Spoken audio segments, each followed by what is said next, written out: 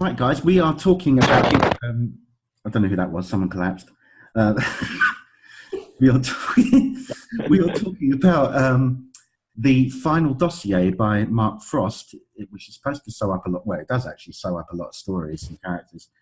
But I don't believe for 1 minute that we've heard the final word on Twin Peaks. Somehow, I think there's a good feeling in the air that we could see more.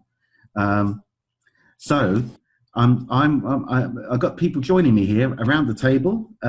There's normally 4 chairs, so one of you's going to have to sit on someone else's lap, please. I'll sit on Noah's lap. That's great. Yeah, we got that sorted.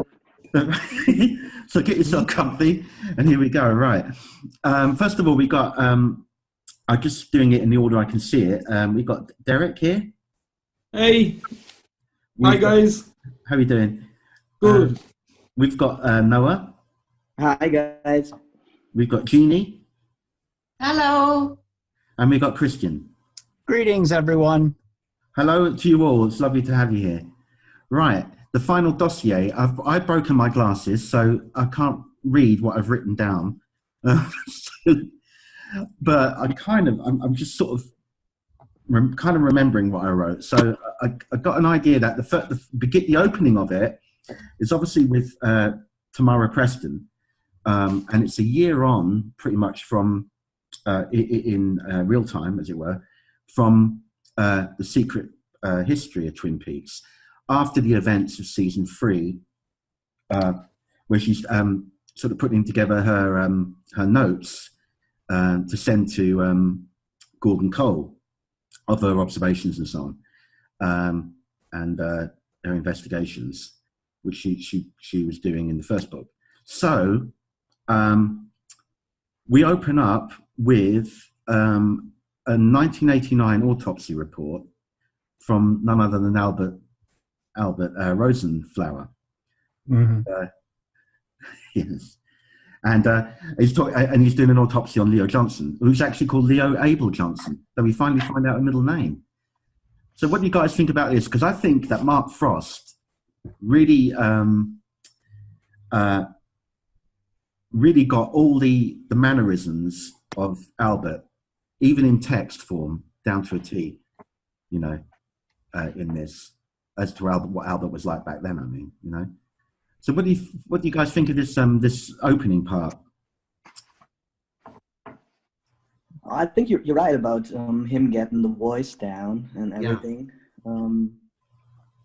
I'm just a bit fuzzy. I'm just a bit fuzzy why that is included here. Yeah, because you said it's a year after season 3, and we now get an autopsy report on Leo Johnson done in 89. Yeah. Well, I'm guessing the reason for that is just purely because we didn't get his character addressed in season 3, and I suppose some people were just thinking, whatever happened to him? Did he ever get out of that place alive with the spiders and so on? And this kind of delves more into that. It gives reasons for that, Obviously, it wasn't the spiders because they were tarantulas. So he only got bitten, he never got poisoned. So that wasn't It doesn't actually say who killed him, though, does it? It just says it's presumed to be Wyndham Earl. It doesn't confirm anything. No, he did say he died of gunshot wounds. I think he had 5 shots. By whom? By whom, exactly, yeah. Well, we know a couple of people who shot him, but, I know one of them was Hank. There was a hint that the bullets were fired by a guy in an FBI pose, the way he was standing with the 2 feet. Yeah, it's definitely implied it was an agent. Yeah. And I like the idea that if we didn't get this autopsy report, that Leo was there still with the spiders 25 years later. Because he was an asshole. He was he deserves it. It's like an old Greek myth. Instead of rolling the thing up the hill. It's Sisyphus, yeah. Yeah, Leo got off lightly by getting shot. Yeah. Yeah. And it goes to show that at the time it was inconceivable for Albert to imagine that Cooper or some version of Cooper could have been the shooter. But clearly there were only 2 marksmen in town with that capability, Wyndham and Cooper. Yeah. Yeah. And we know it wasn't Wyndham. Yeah. Now, one thing I find interesting about Albert, his speech, is he makes two references which are chronologically almost impossible. To talk about craft brewing in 1989, or to use the expression trigger warning, which I don't think I heard before last year. No, exactly. Good point. Yeah, that was a bit of a red flag, wasn't it, about this craft brewing? Because that's just become like a bit of a hipster phenomenon in the last couple of years or so, isn't it? I mean, those sorts of red flags were a constant in the secret history, but I think this may be about the only mystery. There may be a few other small mysteries in the final dossier, but everything is mostly answers. Yeah. But, I mean, you guys know this because I've discussed it with some of you.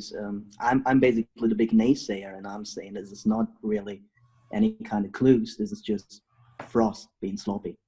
Yes. That is my sense as well, Noah.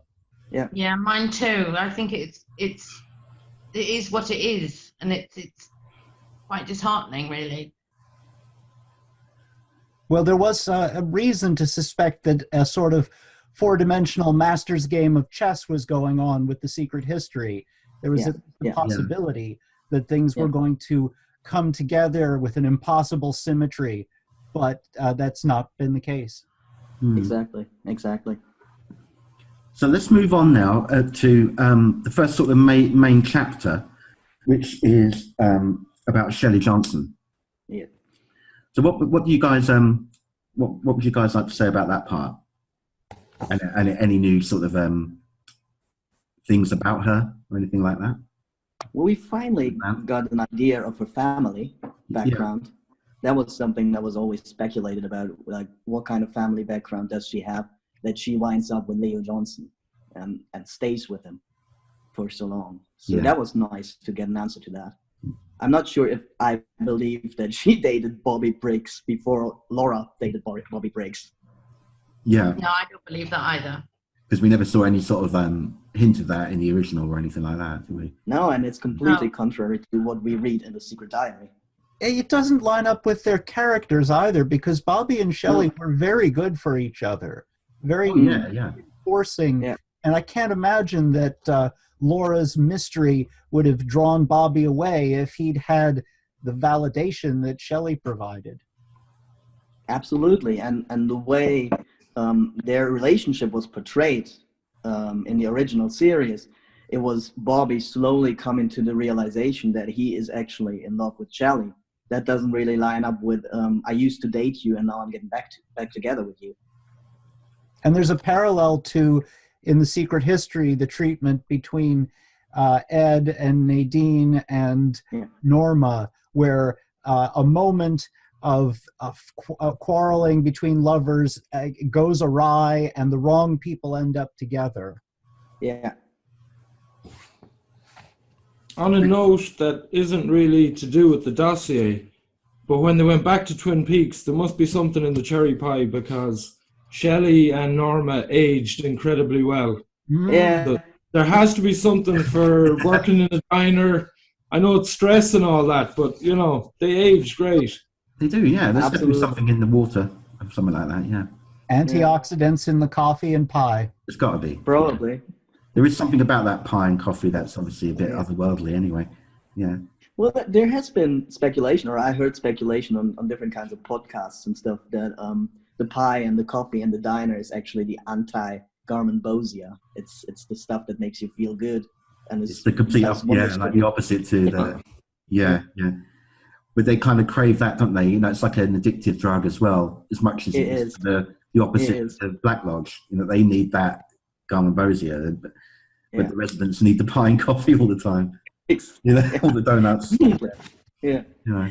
But also about this, does anybody get a feeling that Frost forgot to put a chapter in the book? Because he talks about getting back to Bobby Briggs and Shelley, and then never does. Yes. That's a point.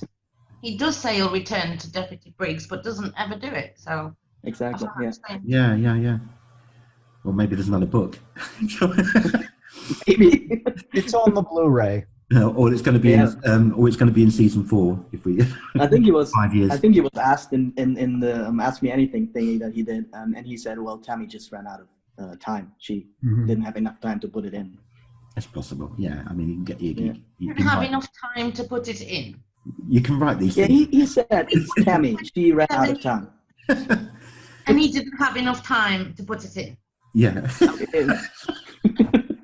Okay. I'd be They're not willing. exactly big chapters. No, exactly. Some are longer than others. Some are really major long, and some are like really tiny, really short, aren't they? Yeah, true. But, Maybe it's like the missing pages from the diary. They're still in Glastonbury Grove somewhere. yeah, there's still some missing. That wasn't all of them, was it? Yeah. By any means. Yeah. Right. The next one. Who wants to talk about this one, or take over this part with me? It's an interesting one. It's the Horns and the Haywards, like 2 big families of Twin Peaks. You know, one a little bit suspect, and the other one a bit more kind of like wholesome, should we say? But both coming to an end as families at this point. Yeah. And it's interesting about Doc Hayward. You know, when that time, that time when he clobbered Ben Horn. And it was interesting that afterwards that he took Ben to the hospital, yet covered up the fact that he had anything to do with, the wound. Yeah, which is quite interesting. I thought, that didn't really ring true to the Doc Hayward we saw, did it? Yeah, you would have thought, because professional conduct and his kind of demeanor. My thinking is that Ben may have regretted his original sins so much that he requested that the doctor not get into any trouble. So I could see him deferring perhaps at Ben's request. Yeah. That's possible. Yeah, that's a good explanation. Yeah. Mm.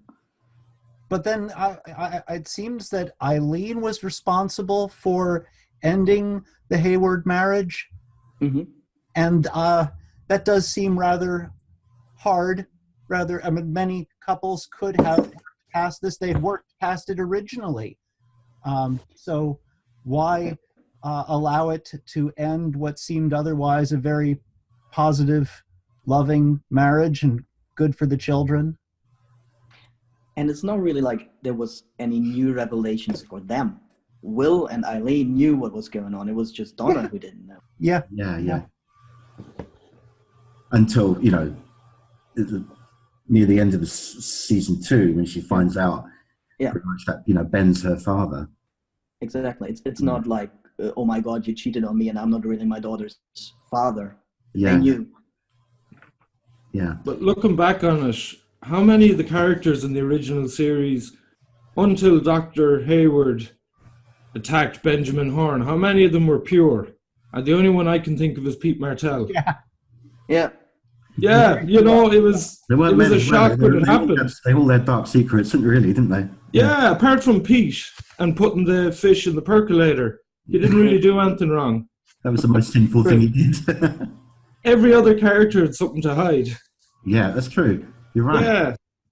They were all having illicit, affairs left, right, and centre, or they were, on the wrong side of the law, or they were doing corrupt business transactions. They all had, Oh, and sorry, the log lady. Oh yeah. Yeah. The log lady. I feel bad for not saying that at first. Yeah. Well, she put a gum up on the walls in the diner, so she wasn't totally kosher either. But man, no. She wasn't vandal. She likes spitting gum everywhere. Yeah, you're right. Yeah. Exactly. She wasn't vandal. Okay, all right. We got to, because we have to kind of zip through this, unfortunately. But let's go now to the chapter about Donna Hayward. Well, I know Blake is delighted that she's not dead. Is he a big? Yeah, he is delighted that she's not dead. Blake's a Donna fan. Wow. Oh yes. She was his teenage crush. He really? Says. Laura Flynn Boyle. Yeah. Or Moira Kelly? No. I think Just original Lara. Donna. Just Lara. Yeah. Well, it turns out it kind of mirrors a little bit her Laura Flynn Boyle's own life, because it says that she became a fashion model Donna became a fashion model. Famous, successful, high visibility. Yeah. Dodgy life partners. Yes, yeah, a few of those. Yeah. One in particular who was a tycoon of a very big tower. No, that was Lara. That was Lana. That was Lana. That was Lana. Yeah. Yeah, that was Lana. Oh, I thought that Donna stepped out with him as well. No, just or met him. Did she meet him? Didn't she meet him? He's not mentioned. He did get mentioned, didn't he? Again, yeah. And I thought he gets mentioned later on. Yeah, They don't mention him by name. No, they never did. He chickened out on that. But there was enough clues to know, to know who he was talking. Absolutely. But I actually liked the ending of that chapter. I mean, I'm not a big fan of the book, but I like the ending of this chapter. Like that Donna reconciled with Will and is living with him and is training to take over the practice and stuff. I like that. She carried on working with him, there, and just kept her life private and quiet and just got about her business. That was nice that she reconciled with him. That was great, and stayed in business and that. I thought that was a lovely touch, actually. Yeah. But she did meet Lana, didn't she? Briefly, she met Lana. Their paths crossed. Yeah. Yeah. And it seemed that perhaps that memory, all that were stirred up by that meeting, led to her breakdown shortly afterwards. Mm. Yeah. Mm-hmm. Yeah.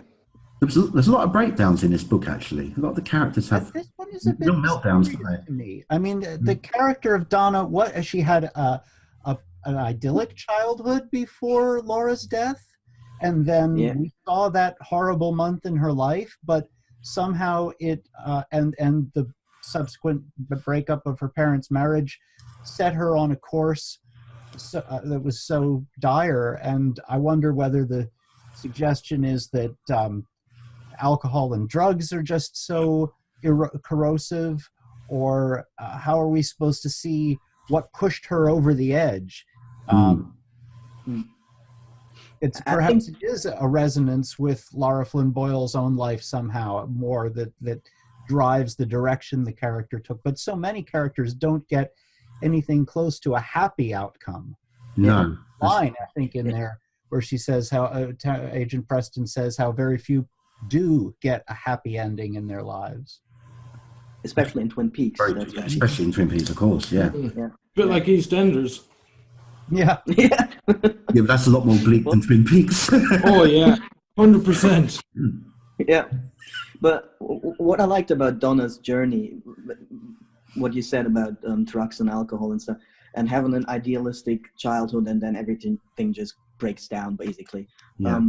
What I liked is that on the surface, she seemed to recover. She seemed to be successful, go away, study, have a career, marry a rich guy and stuff like that. But the trauma stays, and at some point, it just you can be happy on the surface and you can be dealing on the surface, but unless you actually deal with your issues, the breakdown's going to happen sooner or later. Yeah. And she had separated from her hometown, from almost everyone she knew, from all of that context, which makes it easier to spiral off into someone else. Yes. Absolutely. She had totally uprooted herself, and it's hard to be stable if you don't have roots.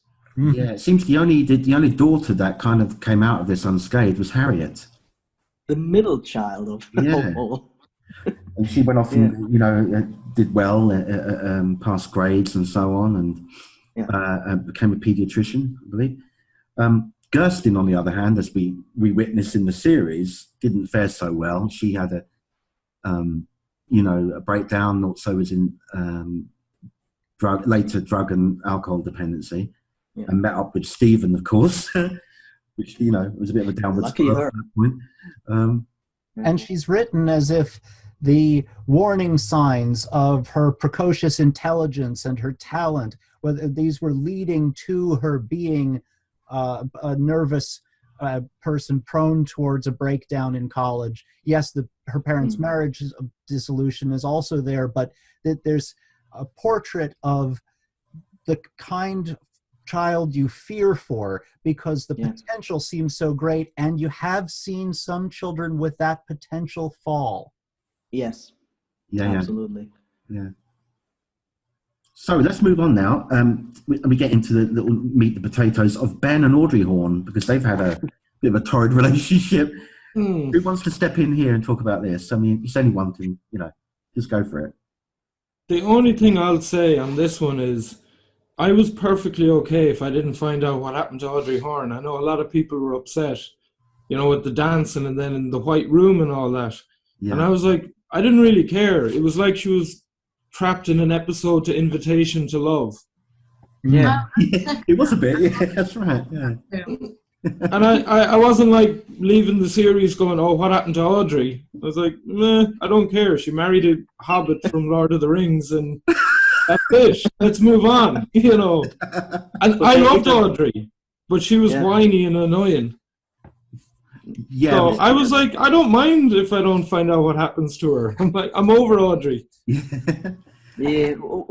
Well, it did seem like she was in a fugue state or something like that. Definitely wasn't herself in season 3, and this is basically just confirmation of that. I'm a bit of a nitpicker. I was like, I don't buy that Ben didn't have any kind of relationship with Richard, because the way he talks about him sounds like they had some kind of relationship when the kid was growing up. But it was sad. It confirmed a lot of things that people were still holding out hope hadn't happened. What do you think, Jeannie, about this relationship with Ben and Audrey? I was going to say the whole. I have several issues, and I don't want to speak out of turn, but the whole return being a Cooper Odyssey, his dream, his thing. The Audrey thing didn't sit right with me. Yeah. It was like it was the only thing that didn't fit into. If I'm to look at it like a dream, am I looking at it from Cooper's perspective or from Audrey's perspective? And whose dream is it? I'm still trying to get my head around it. I see what you mean in that sense. Yeah, I do get that. I'm trying to get a bit of that. Find out where it fitted into the whole season 3. Yeah. And like Derek said, I could have done without not knowing, because it didn't bother me. She wasn't who I particularly warmed to or liked as a character. But yeah, I'm still trying to fit that into the puzzle, and I'm not sure how I am with it. Sorry. No, don't apologise. That's good. That's good. That's cool. It seems that she brought. It's interesting. We're getting back to the. Which actually was stated. Some of these things that are in this section did come up in season 3.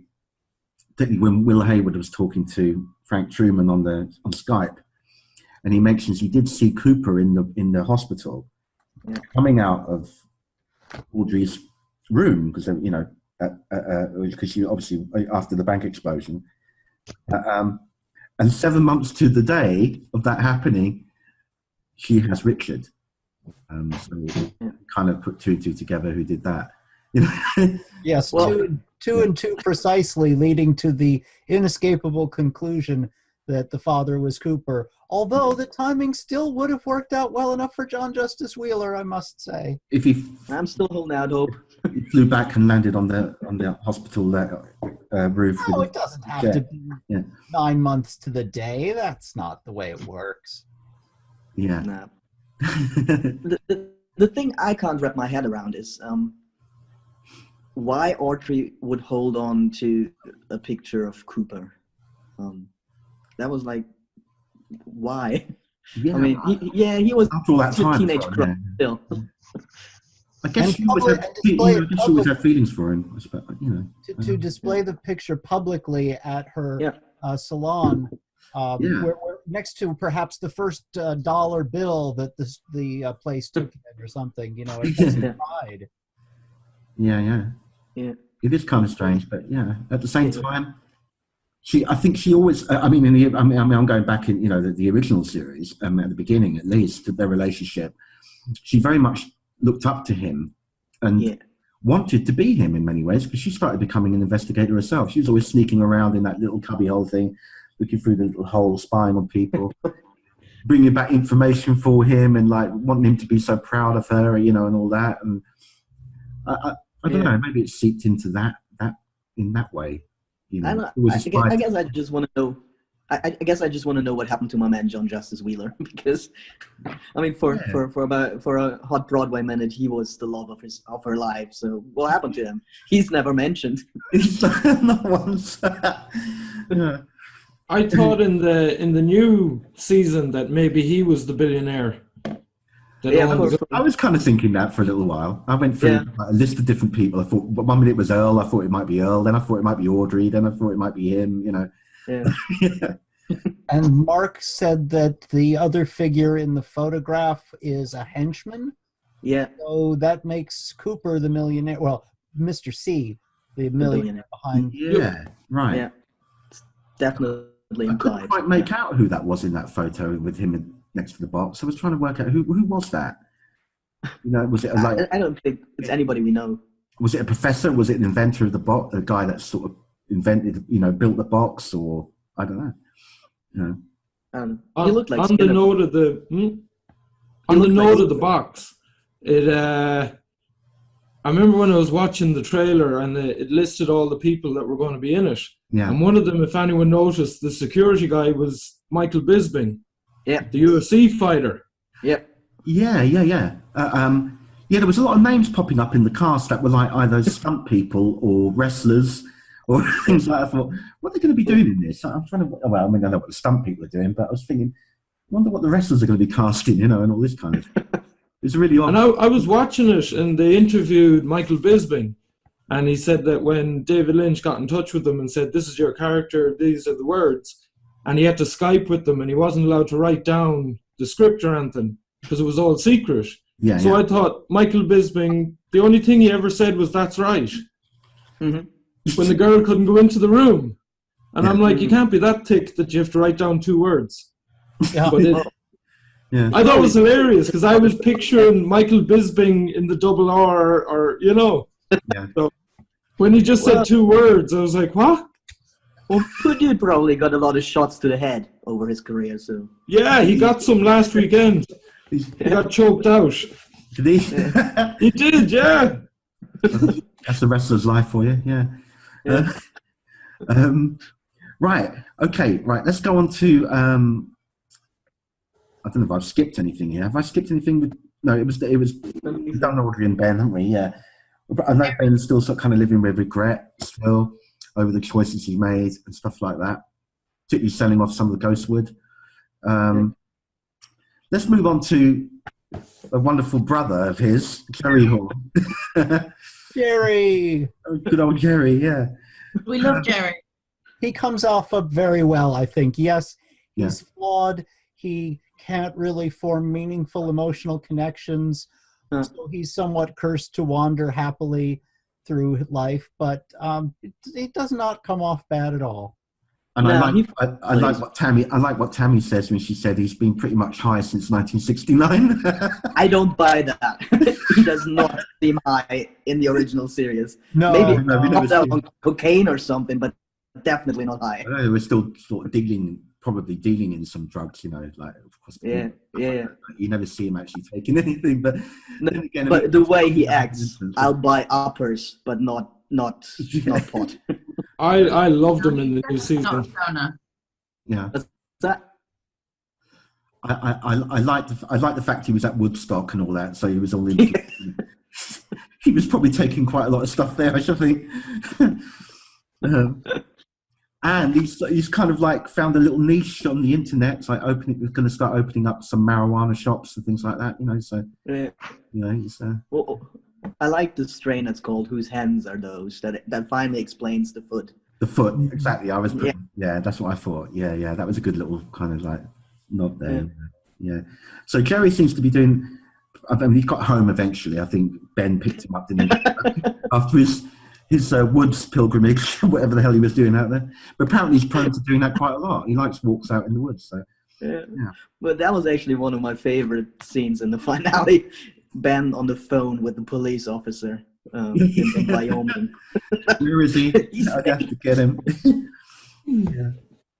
And yeah, I think he was great in the new series. I mean, I didn't kind of like develop his character too much or anything like that, but every little scene that he was in, he was funny, you know, and he was entertaining, and we all love him, you know. I remember in the first episode, wasn't it the first episode that showed him and Ben? Yeah. And I thought, is Twin Peaks now a retirement home? It showed Dr. Jacoby, Ben, Jerry, and I thought with all the immigration and everything, was there like anyone under the age of 50 in the town? They moved it to Florida. Yeah, because I was like, I thought, Jesus, is this it? But no, it got better. Yeah. You know, I love Jerry in it. I always thought they missed an opportunity because I always thought they were going to, you know, open up an ice cream franchise. You know, yes, they never did they? You know, they missed out there. Yeah. So now we're up to the double R, and I know that Noah here is like jumping at the bit to have his say about this section. So over to you, Noah. Thank you. I was just that was actually one of my least favorite chapters because it just didn't make sense to me. You know, the whole bit about Vivian not actually being Norma's mom, but her stepmom that she doesn't know anything about until she's a grown-up, and then she lies to her friends who grew up in Twin Peaks and knew her real mom about Vivian being her mom. That just doesn't make any sense to me, just because she's private and she doesn't want to tell people that her dad stepped out on her. And then there's a sister that nobody has ever met. Where did she come from? It just doesn't make any sense to me. Yeah. And it turns out that, you know, Vivian is a bit of a black widow, you know. Yeah. He basically turned her into Evelyn Marsh. It's like 4 marriages. Yeah. She's basically Evelyn Marsh all of a sudden. Yeah, but cranked up to 11 in many ways. You know, she's really corrupt. Yeah. You know? Yeah. And then the whole Ernie Niles thing, like, you can tell that it's brand new when they come to Twin Peaks and not a couple of years. Yeah. In the making. And Hank knows Vivian and is on pretty good terms with her. It just doesn't make any sense to me. And Hank did time with Ernie, didn't he? I think as well. Yeah. They put that he put that in the book. Yeah. But it doesn't. You know, if this whole Vivian thing is pretty new and nobody in Twin Peaks has ever met her or whatever.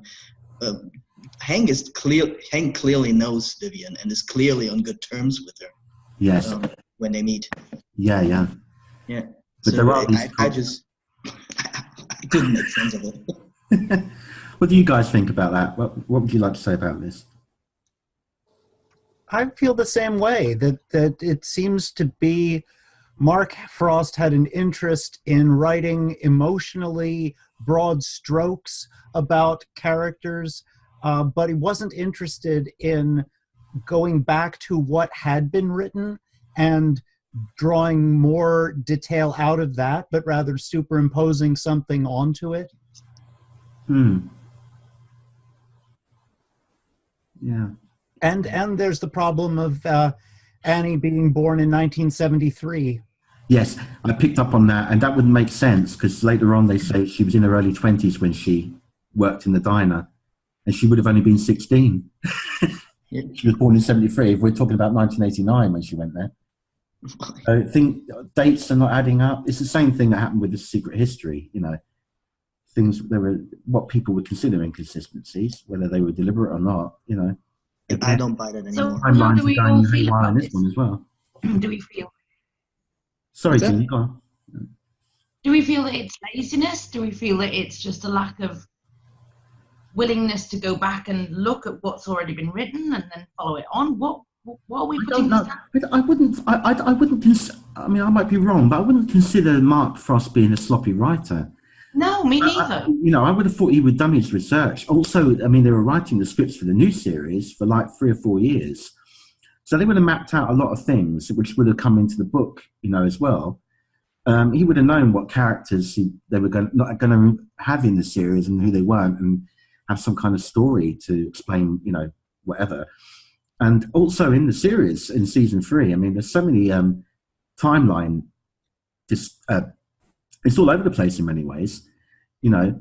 Well, I agree, and I feel it was quite telling in what Sabrina said at the UK Fest that a lot of the work was done. Like Mark would occasionally show up on set, or they do work over Skype. It just doesn't feel like there was cohesion there.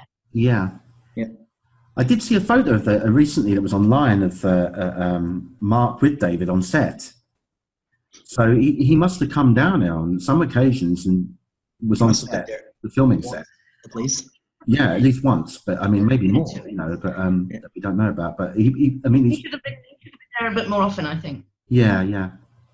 Yeah, but that wouldn't have helped with the inconsistencies between his books and the series proper, the original series. And that, to me, just feels like he didn't go back and watch it. He basically worked off his memory of what they had done 20 years ago. It's very much that's what it feels like to me. Very much what David did too, because David didn't even read Mark's books. So he definitely he didn't even read. Well, you know. What's that? I think he didn't even read his daughter's book. That's right. Yeah, that's right. Yeah. He never read. That's not, you know. I mean, you just wonder though, was Mark Frost one of these guys that crammed the night before? It feels like that. Yeah, or that the email that you have to do a final dossier went to the junk folder, and he, you know, gets a phone call and it's like, shit, you know, we got to throw this together quick. Yeah, that would explain the missing Bobby chapter. Yes. Yeah, and it actually reminded me of the author from Permanent Midnight that was supposed to, Jerry Stahl. Oh yes. You heard the story with him turning up. He had to write one of the episodes, and he was high on drugs at the time. Oh, yeah. And he turned up with blood all over the pages and everything. Yeah. Oh, and God. Some stripped pages from other shows he was writing at the time. Yeah. Yeah. And maybe I'm wrong, but did Jerry Stahl get forgiven? Because he was in Inland Empire. Was he? He had a really small part in Inland Empire. And he actually, in his book, Permanent Midnight, he absolutely slated Mark Frost while admitting that he was high on drugs for a week before writing the episode. All right. No, I didn't know about that. That's a new revelation for me. Yeah. But there are the interests of the fans, and our conception of doing justice to the series was to be strictly canonical, connected, remembering the details. But it seems that in their separate ways, both Mark and David decided the true way to honor was in the process, in the making of. And what the actual details ended up finally being were not important to them.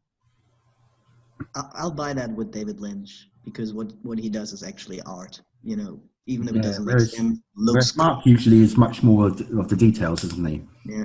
Details man. Whereas David goes... To me, it really feels like he realized he fouled up in the Secret History with all this bit about Norma's mum being dead and stuff. That's like why that. he had to kind of go back to retract and go. He was trying to sew it up, but it was still confusing. You know, it didn't really make much difference. But or could it be a case of, I know Mark Frost was supposed to do a tour for the first book, and he was coming to Europe for it. Yeah. And then he called off sick. Yeah. Yes. So maybe it was just health reasons, or I don't know. It just seems sloppy, and we're trying to help him out here. Yeah. He I believe he had pneumonia, and also it was around the time that his dad died as well. Okay. It was around the time that I believe that Warren Frost died as well. So it was a combination of things, I think, that, you know. I guess it all depends on what story you believe about how it all was written, because there's this one story that it was all written as one book, and then they took the pieces that became the final dossier out because so they it realized... would be revealed at that point in the series, yeah. That's feasible, Yeah.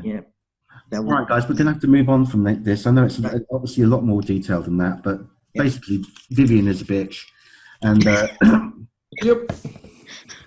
and Annie went nuts and joined the convent. Right. Well, we know that bit anyway. But, Right. Oh, and that reminds me about Annie. The next one is Annie Blackburn, but it hardly says anything about Annie Blackburn. It's more about Cooper. It's a very, very short section, basically about Cooper's relationships with fallen women or women who have been damaged in some way. You know, and it's his mother's fault, as everything is. It's always the mum's fault. Oh, yeah. Always blame it on your mum. Yeah. You noticed that, Noah? Yes. Subtext. Yeah. So we can't really get much out of that one. So anyway, now we get on to Wyndham Earl. He's a character that always intrigued me. And it goes back to bits that we kind of knew about him, about the fact that he worked for Project Blue Book and stuff like that, which Briggs had a hand in as well. The portrayal's largely consistent with My Life, My Tapes, even though Agent Preston goes out of her way to suggest that Diane may have been selectively editing that material to produce a certain kind of portrait of Cooper. Yeah, true. But I love how Tammy says that. Cooper went there to investigate serial killings, and that everything points to Wyndham Earl being the one doing those killings. Yeah. And then she goes, and he lost his mind afterwards when Cooper hooked up with his wife. And I'm like, the guy was killing people. He had already lost his mind. He was, that's right, he was already crazy. Yeah. But it was interesting also, it said that Earl was, according to the book, Earl was in Twin Peaks for a month, unseen, before the confrontation, at the end of the series, when he abducted Annie. So he was sort of sneaking around the town for a few weeks prior to that. Well, he had to procure a horse costume. So he had to get a little cabin in the woods, I suppose. And all that supplies. Yeah. But that would mean that he would have been in town when Laura was killed. Yeah. It really would. He would, but I mean, he was out. I suppose in that little cabin, he was just outside the town. I guess. Sure. And maybe he was just plotting what he was going to be doing, and I guess that just didn't reach. The point is that in the series, it's implied that he went to Twin Peaks for two purposes. One is Glastonbury Grove, and the other is getting revenge on Cooper. But Cooper wasn't in Twin Peaks yet, and there was no way that Earl could have known that Cooper would come to Twin Peaks. Yeah. Great point, Noah. Very, very good point. That's interesting. Yeah, that's a good point. Yeah. I hadn't thought of that. That's interesting. Yeah. It's very interesting, and I'm glad we're having this conversation because it's the inconsistencies and this is what's giving me the problem I have at the moment with getting my head around the dossier. Yeah. True. Yeah. Because we have facts that we've known for all these years, and then we're presented with a whole new set of facts. And I'm trying to digest that. Yeah, like Annie Blackburn calling her stepfather a boy. When Cooper asked her what happened with her wrists and her suicide attempt, and she says, there was a boy. And now we're told it was her stepfather who raped her. I'm afraid these just add up like looking at a painting by Cezanne. Yeah. All these planes, which if you look at isolated areas, there's consistency. But when you try to reconcile movement from one area to another, the lines do not add up. Yeah. And I guess I'm better with seeing that play out on a TV screen than actually reading it in a book. Yeah, I guess so. Maybe it's just I think one of my favorite series was the Hannibal Lecter series. And the biggest mistake they did was went back to how Hannibal was created and everything. Right. That maybe we were better off. Like, I don't want to see Wyndham Earl as a 4-year-old playing with a tractor. I kind of want Wyndham Earl to exist, as an adult and as a murderer. And that's the whole mystique of a lot of these characters. Yeah. That, we don't know the backstory, and we're better off not knowing it. Yeah, it goes back to Hitchcock and his MacGuffins, right? The more you explain stuff, the less compelling it gets. Yeah, it just breaks the mystique more and more. Yeah. Last weekend, I read the book Laura by Vera Caspre. Yeah. Is that the one? Is that the same one for the film that was made? I think. Yeah. the 1943 film. Yeah.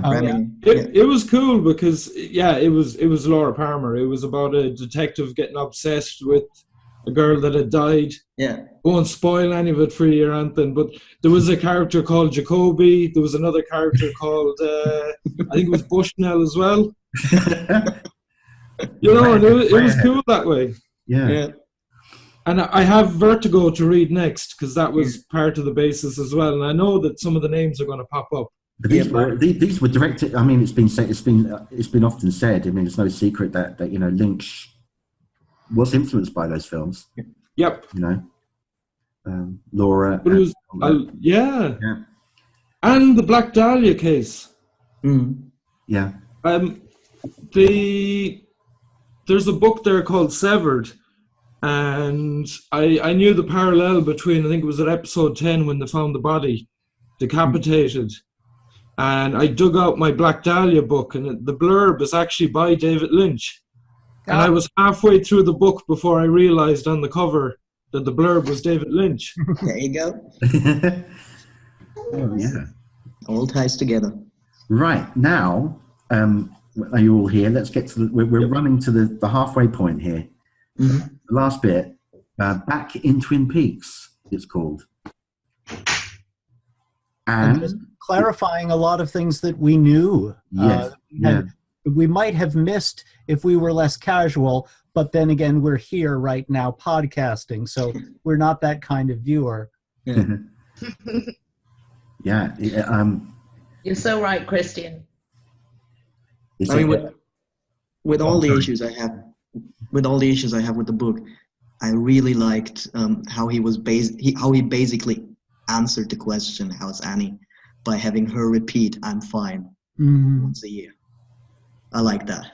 Yeah, that's right. It's a nice little touch at the end of the chapter. Yeah. We've skipped right through that chapter. So that's the end of that one. Which we all know, when a girl says she's fine, she's not fine. Yeah. But there are bits in between, I think. Anyone want to fill in the gaps before that bit for me that you picked up on? Anyone? If I recall correctly, she is recovered at Glastonbury and brought to the hospital, and she's catatonic, and she seems to be sort of improving. But then they find her sitting in her bed having slit her own wrists after Norma has taken her home. Yeah, she's had a couple of really bad lapses, didn't she? Yeah, absolutely. I had a theory about the final episode of season 2, which I would have loved to see picked up here. In the Black Lodge, in the waiting room, Cooper sees Caroline, he sees Annie, he confuses them, the dress is the same. And I wondered if a result of this could be that the Annie that we saw coming out of there was actually blended, amalgamized with Caroline, and quite lost, partially a dead soul in a way. Yeah. She could be a template of all the women Cooper tried to save. I'd agree with that. And she's sitting there saying, "I'm fine." Yeah. That's a good way of putting it, yeah. So, if anyone else wants to add anything about that chapter 9, we're pretty much at the end of this one. Okay. Anyone like any final thoughts on this? We're on our halfway point so far.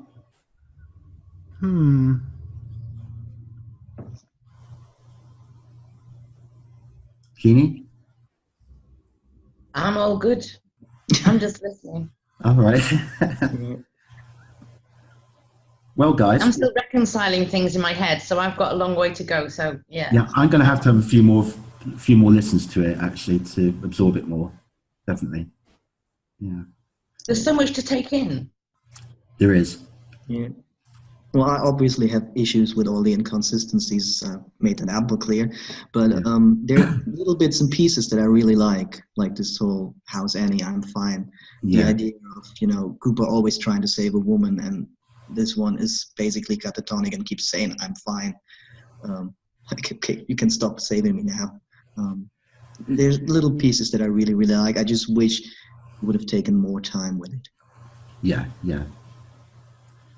I think it's because we're so passionate about it and so dedicated, and we all loved it and lived it. I think we're just all taking it in our own way, and yes, we can't question how an artist is going to do their art because it's not our business. We just accept their art and then we critique it as if he wants my money, I'm getting my say. That's a good point. That's a good point, Noah. But I admit that I'm a bit like the Star Trek fan that comes up to William Shatner and asks him about the bathrooms on the Enterprise or something like that. You know, I'm way too invested in all the little details. They probably don't care. Yes, but that's a fan, Noah. That is a fan, and we want to know these little things. We want them all to fit together like perfect. Yeah. I don't mind if they don't fit together perfectly, but I would prefer if the rationale was revealed, that what we were giving up was in exchange for something that we didn't know we needed more, because that would be the role of the author to lead us in a direction beyond where we thought we needed to go. That's perfect, Absolutely. Christian. You nailed it, Christian. Absolutely. Absolutely. Well, I look a lot to the subtext, and Noah acknowledged the way that mothers tend to come out in these two books, and also you look at the relationships between fathers and sons, and there are some very consistent themes, but they're kept beneath the surface of the plot. They're in the plot, but they're not declared to be the plot, and yet they may be what was traded for consistency. Yeah. And I still don't understand why Wyndham Earl never abducted the Major as far as the books are concerned. Yeah. Well said. Well, you would have done that a lot longer earlier. Yeah. Well, guys, ladies and gents, it's been great speaking with you all about this, and it's interesting that all the points you've raised as well. It's really been cool. I hope you'll all come back for the second half if you can survive it. Yeah. Sure. Oh, yes, indeed. And see where we go with that one. Thanks for having us, Frank. Oh, you're very welcome. Thanks, Frank. Thanks, thank you, Frank. Thanks, Christian. Thanks, Noah. Thanks, Bye, Roadhouse. Woo! thanks, Jeannie. And thanks, Derek, for joining me. And I hope you've also enjoyed listening to it, guys.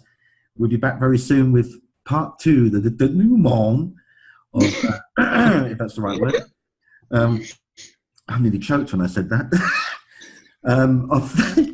Of the final Dossier by Mark Frost. So until then, guys, take care. Thank you.